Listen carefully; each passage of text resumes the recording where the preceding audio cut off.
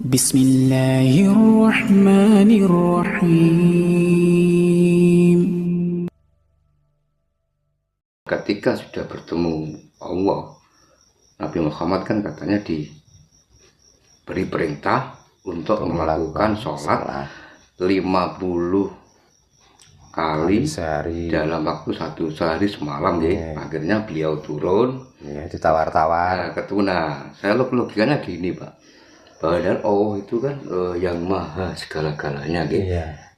Makhluk hidup siapapun nggak ada yang berani nolak perintah dari Tuhan yang dinamakan Allah. Nah, kok segampang itu yang namanya Allah itu bisa dinego gitu, bisa di lobby yang perintah 50 kali dalam sehari kok bisa menjadi 5 waktu. Itu kan suatu hal logis enggak Pak?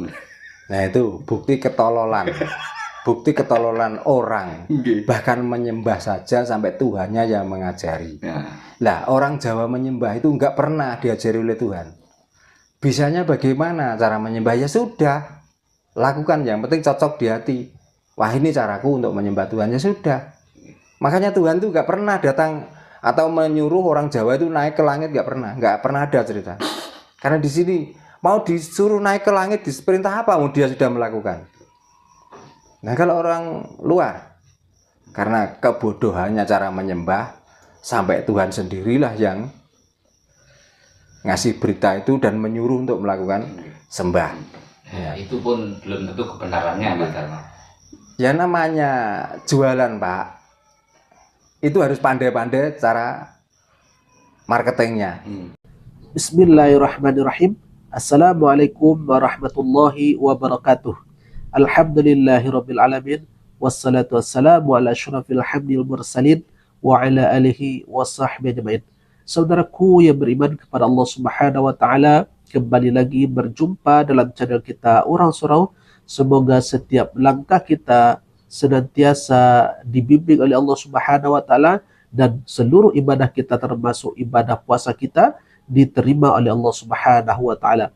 Baik saudaraku, pada pertemuan kali ini seperti biasa yang telah kita tampilkan tadi di awal YouTube tadi, di sana di dalam video itu Pak Darno mengatakan bahwa ketika Nabi Muhammad SAW Isra Mi'raj, kemudian terjadinya negosiasi dari 50 kali menjadi 5 kali sholat sehari semalam.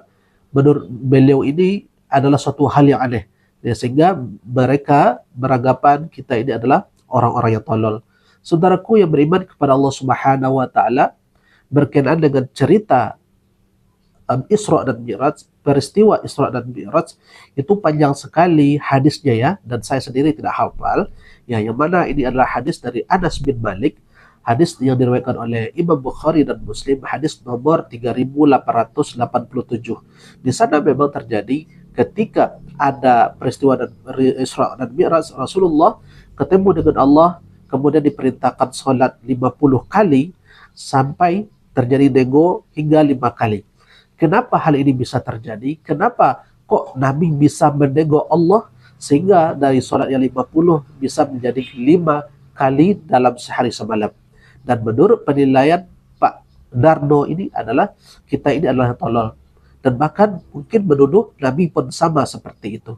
Na'udzubillahi min zalik. Mari kita simak penjelasan dari Syekh Sulaiman Buhairimi di dalam Khasyatul Buhairimi Al-Khatib halaman 381.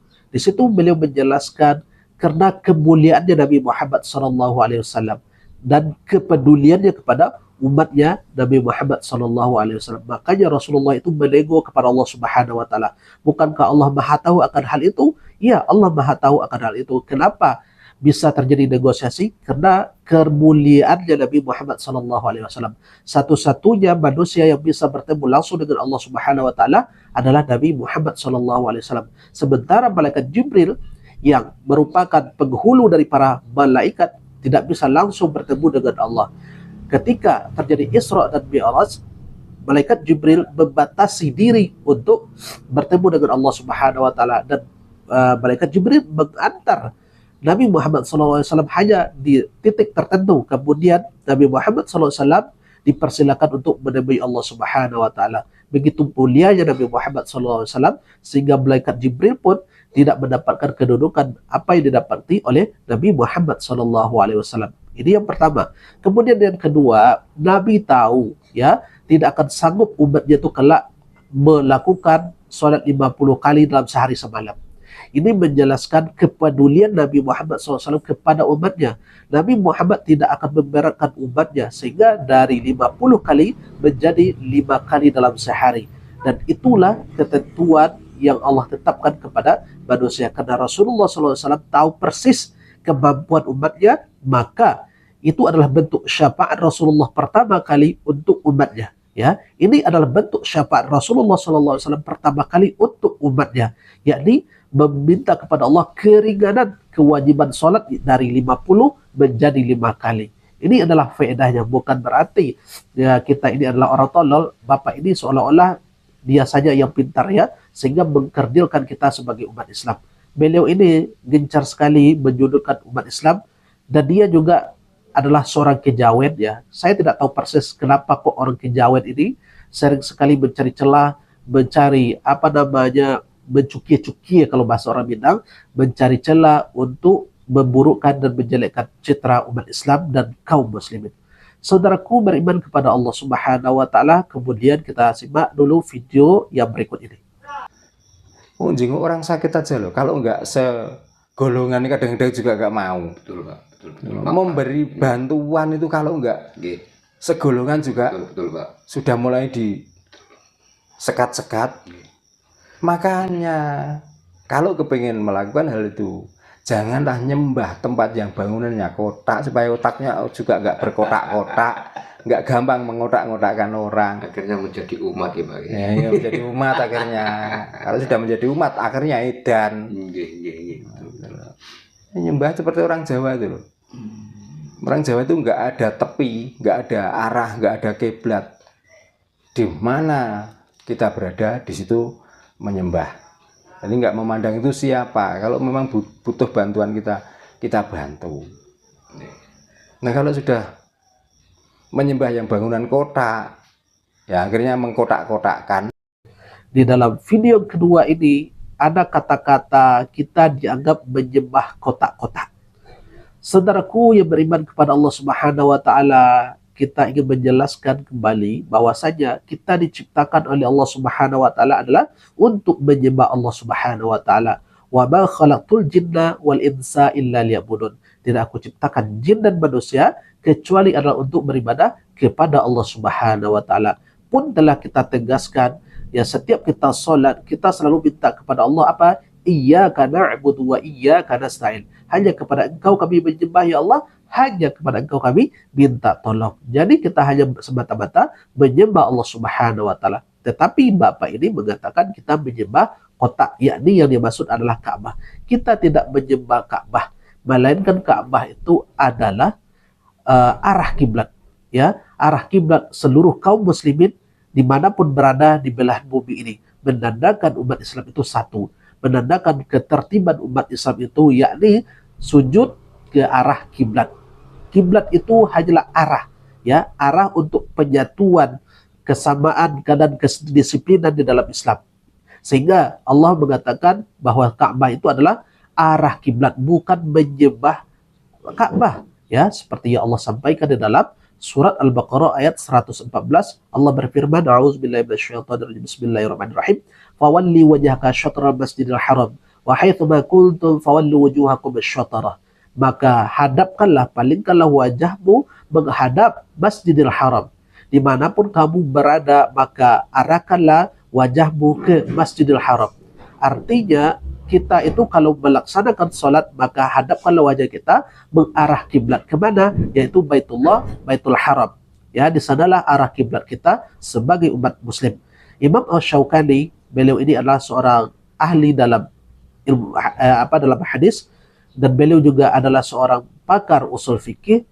Di sini beliau menjelaskan bahwasanya Imam Asy-Syaukani menjelaskan termasuk sahnya sholat itu adalah dengan menghadap kiblat.